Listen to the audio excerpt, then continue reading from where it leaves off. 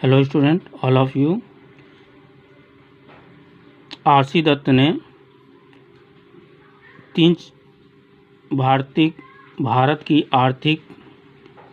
का आर्थिक इतिहास लिखा।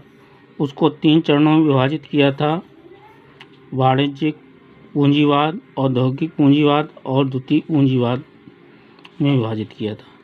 तो प्रथम इसका चरण हो गया था वाणिज्यिक पूंजीवाद। अब इसका द्वितीय चरण है ब्रिटिश उपनिवेशवाद का द्वितीय औद्योगिक पूंजीवाद। ये चला था 1813 से 1857 तक। इस चरण की शुरुआत 1813 में चार्टर एक्ट से कंपनी के विशेष अधिकार समाप्त कर दिए गए थे, जिसमें अन्य कंपनियां भी यहाँ से कच्चा जो माल था वो इंग्लैंड भेज सकते थे। इस काल की 2 महत्वपूर्ण विशेषताएं थीं। पहला था कृषि का वाणिज्यीकरण और लघु उद्योगों का विनाश। कृषि का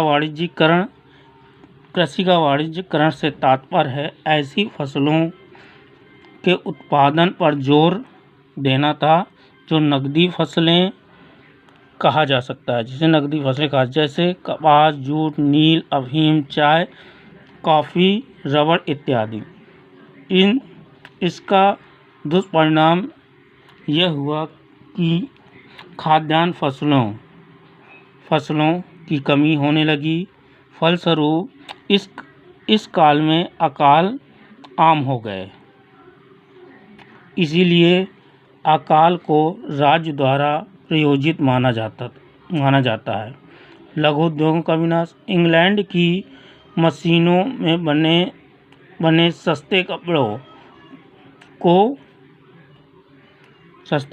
को भारतीय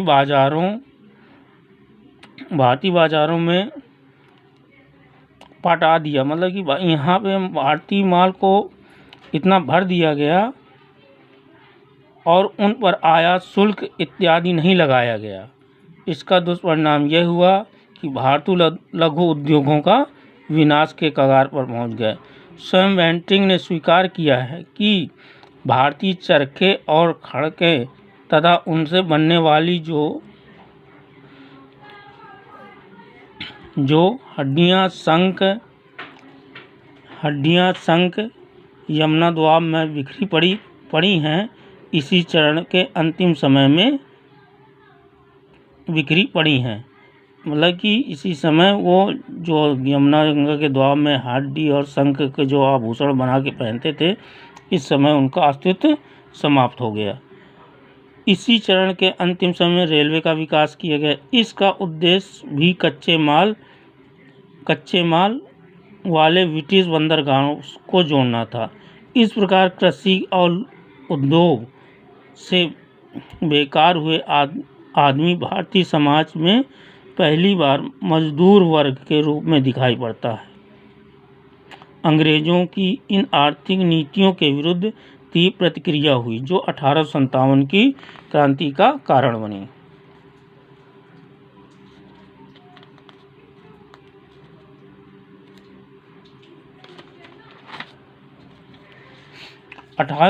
के विद्रोह के बाद कंपनी का शासन समाप्त कर भारत की सत्ता सीधे ब्रिटिश सत्ता के हाथों में चली गई। इसी के समय भारत में तीसरे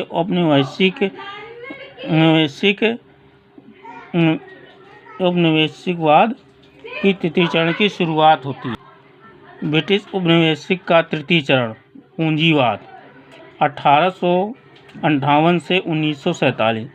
इस चरण में अंग्रेज सरकार ने भारत में द्वितीय पूंजीवाद की शुरुआत हुई, जिससे कुछ आधुनिक उद्योग लगाए जा सके, क्योंकि यहाँ सस्ता श्रम विद्यमान था, जिसका उपयोग कर सस्ती वस्तुओं का उत्पादन किया जा सकता था, जो अंग्रेजों ने एशिया और अफ्रीका के उपनिवेशों में काम में लगाया जा सके।